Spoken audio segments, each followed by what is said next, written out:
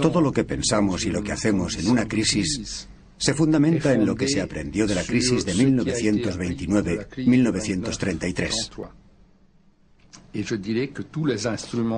Todos los instrumentos de los que disponemos fueron forjados para responder a aquella crisis.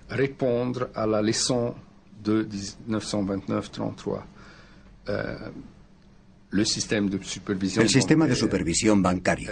La disponibilidad de los bancos centrales a inyectar liquidez a los mercados en caso de crisis. La flexibilidad de los tipos de cambio. La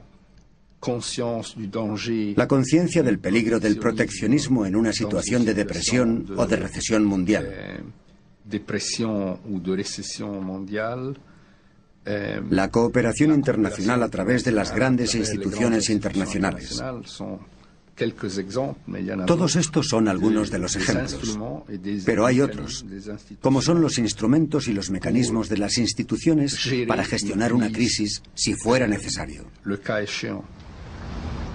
El uso acertado de estos instrumentos durante la crisis de 1997-98 permitió a un hombre, el presidente de la Reserva Federal Americana, Alan Greenspan, salvar la economía mundial en un día glorioso, tomando rápidamente decisiones esenciales.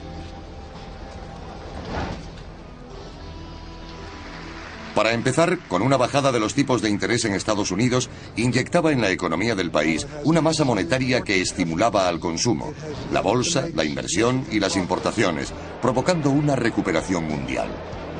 Aún así, asumió con valentía el riesgo inflacionista que nunca llegó. Paralelamente, montó con el gobierno una operación de salvamento de los fondos LTCM, gracias a préstamos públicos y privados que evitaron el pánico.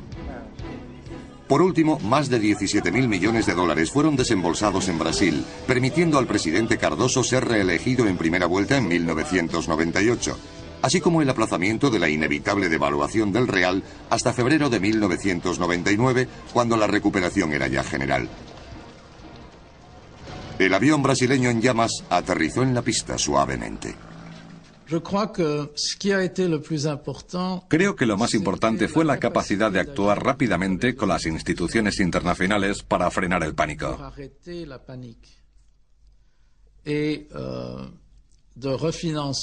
También el hecho de refinanciar las deudas a corto plazo.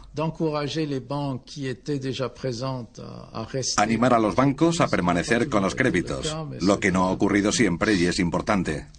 Y dar a los líderes políticos la posibilidad de comenzar las reformas que debieran haber hecho hace ya tiempo.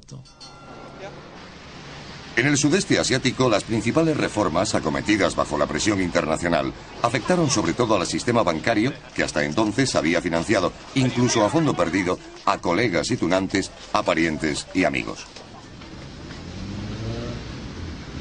En Japón, los líderes políticos y los dirigentes de los principales bancos se ponen de acuerdo a mitad de octubre de 1998 para crear un plan de salvamento eficaz para el sector financiero. Pronto se vislumbra la recuperación. Durante este periodo, el Fondo Monetario Internacional interviene con préstamos considerables, a veces ligados a condiciones draconianas, apareciendo por primera vez en su historia como el Banco Central del planeta.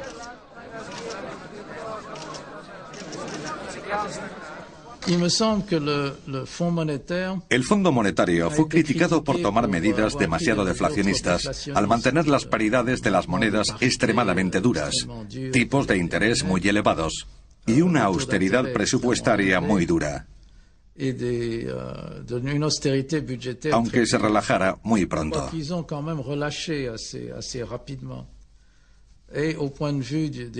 A la vista de los resultados, evitaron la crisis. Eso es lo principal, aunque quedan los problemas sociales.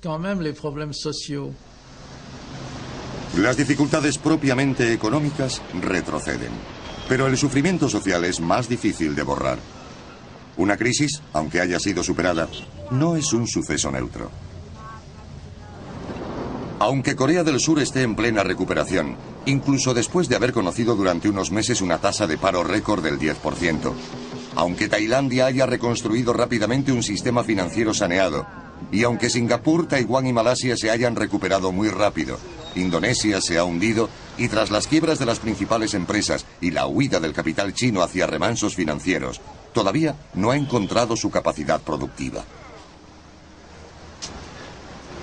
Pero las clases medias procedentes de la anterior etapa de prosperidad del país y los campesinos enriquecidos de Java han votado mayoritariamente a la democracia en contra de las dictaduras populistas, autoritarias o islamistas.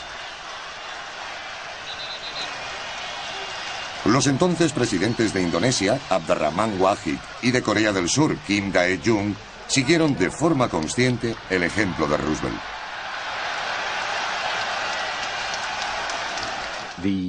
La razón por la que, en definitiva, la crisis no degeneró en una depresión global es porque las fuerzas de recesión muy fuertes en los países en vías de desarrollo no alcanzaron a los países desarrollados, a excepción de Japón. Aunque Japón sea importante, es considerablemente más pequeño que los Estados Unidos y que Europa, y además no es muy abierto, por lo que su impacto en el mundo es sorprendentemente débil.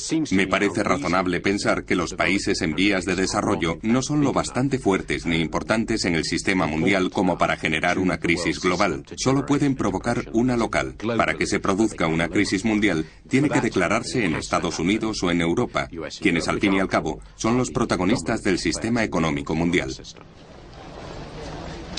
He aquí algo de calma, pero solo un poco, pues existen amenazas, pero tienen otros nombres.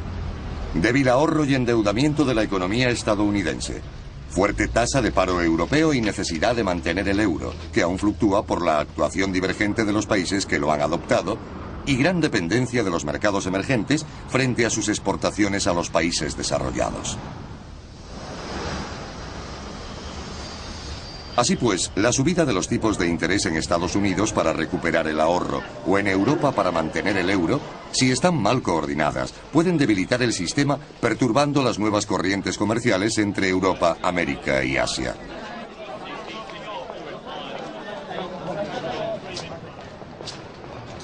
Los hombres saben levantar diques que les protegen de las catástrofes. Así ocurrió en la historia bíblica de José, el consejero del faraón, donde el ingenio, la lucidez y la energía de unos cuantos permitieron prevenir las catástrofes. Estamos lejos de la perdición. Pero no olvidemos que tras la Guerra del 14, la segunda tragedia que ha marcado el siglo XX fue una catástrofe económica, la crisis de 1929.